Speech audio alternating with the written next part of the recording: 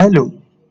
इस मॉड्यूल में हम सीखेंगे जियो एयर फाइबर फील्ड सिनारियो और इन फील्ड सिनारियो में हमें प्री चेक क्या-क्या करनी है और उनके बेसिस पर एक्शन क्या-क्या लेना होगा। स्लो स्पीड या फ्रीक्वेंट डिस्कनेक्शन की समस्या आने पर हमें ये 5 प्री चेक को सीक्वेंस में फॉलो करना है और अगर ये 5 प्री चेक कंप्लीट करने के बाद भी प्रॉब्लम सॉल्व नहीं होती है, तभी हम टेक्निकल हेल्प डेस्क टीम यानी टीएचडी में कॉल करेंगे। ये जो 5 प्री चेक है, इनका सीक्वेंस इस तरह होगा। सबसे पहले हम हमारे ओडियो पर आ रहे आरएसआरपी और एसएनआर वैल्यू को चेक करेंगे। उसके बाद हम हमारे आरएमडीयू पर पोर्ट निगोशिएशन को चेक करेंगे। तीसरे नंबर पे हम हमारी केबल कनेक्टिविटी को चेक करेंगे, ओडीयू टू आरएमडीयू और आरएमडीयू टू पीओई। हमारा चौथा प्री चेक रहेगा स्पीड टेस्ट और हमारा पांचवा प्री चेक रहेगा factory reset of home gateway. अब समझते हैं पहले प्री चेक को, जहां पर हमें ओडीयू पर आरएसआरपी और एसआईएनआर वैल्यू को चेक करना है, जिसके लिए हमारे मोबाइल फोन में जियो फील्ड डायग्नोस्टिक और जियो होम एप्लीकेशन का होना जरूरी है। प्ले स्टोर से हम ये दोनों एप्लीकेशन को डाउनलोड कर लेंगे और जियो होम में मोबाइल नंबर एंड ओटीपी के थ्रू लॉग इन कर लेंगे।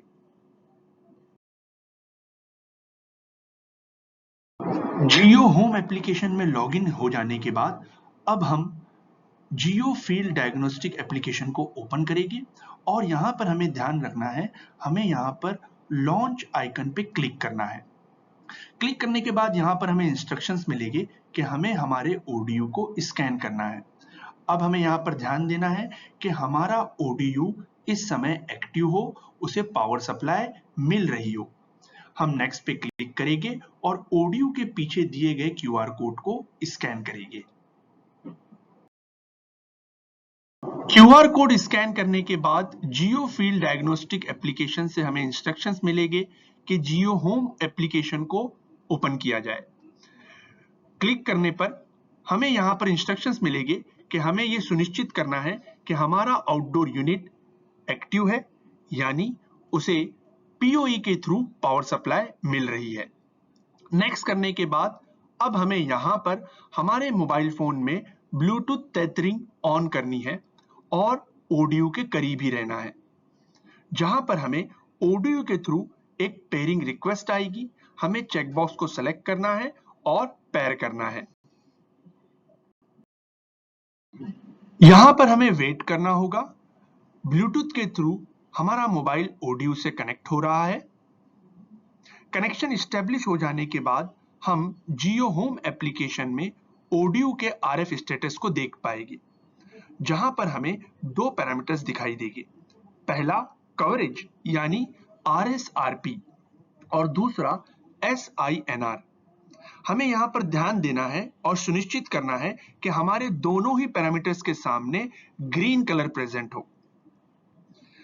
हमारा आरएसआरपी -109 डीबीएम से बेटर होना चाहिए और हमारा एसआईएनआर 0 और अबो होना चाहिए। सेटअप कंप्लीट करने के बाद यहां पर हमें स्टेप 13 जेपीडब्ल्यू टोकन एक्सपायर इस तरीके का एक नोटिफिकेशन आएगा। हमें यहां पर ध्यान रखना है, यहां पर हमें ओके प्रेस नहीं करना है, यहां पर हमें एग्जिट करना है, क्रॉस सिंबल पे कनेक्ट क्लिक करना है। प्रक्रिया को हम वीडियो के माध्यम से समझते हैं, जहां पर हम पहले जियो फील्ड डायग्नोस्टिक एप्लीकेशन को ओपन करेंगे और ओडियो के क्यूआर कोड को स्कैन करने के बाद जियो होम के माध्यम से ओडियो पर आ रहे आरएसआरपी और एसएनआर वैल्यू को चेक कर पाएंगे।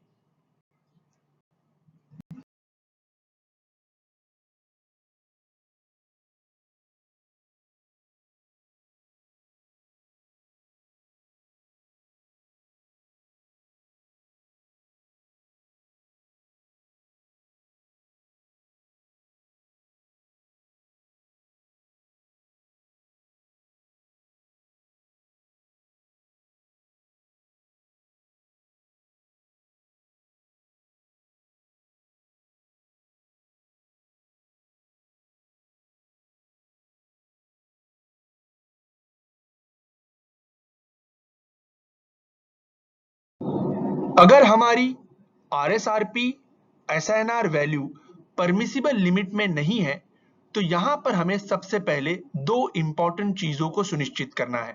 पहला, हमारा ODU रूफटॉप पर ही इंस्टॉल्ड हो और दूसरा, हमारे ODU के सामने 3 से 5 मीटर की दूरी तक कोई दीवार या वाटर टैंक प्रेजेंट ना हो। ये चेक कर लेने के बाद हम जियो पार्टनर वर्ल्ड एप्लीकेशन में उस पर्टिकुलर लोकेशन के लिए ODU इंस्टॉल करने के लिए P1, P2 और P3 इन एंगल्स की डिटेल्स को चेक करेंगे और देखेंगे क्या हमारा ODU P1 डायरेक्शन या P2 या P3 इन्हीं डायरेक्शन में अलाइन है या नहीं।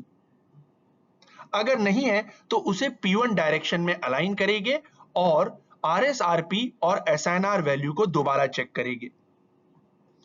और अगर हमारा ODU उसी डायरेक्शन में अलाइन है तो उसे हॉरिजॉन्टली और वर्टिकली रीअलाइन करके दोबारा चेक करेंगे और चेक कर लेने के बाद फिर बारी आती है स्पीड टेस्ट की। अगर ODU रीअलाइन करने के बाद भी हमारी स्पीड सेटिस्फैक्टरी नहीं है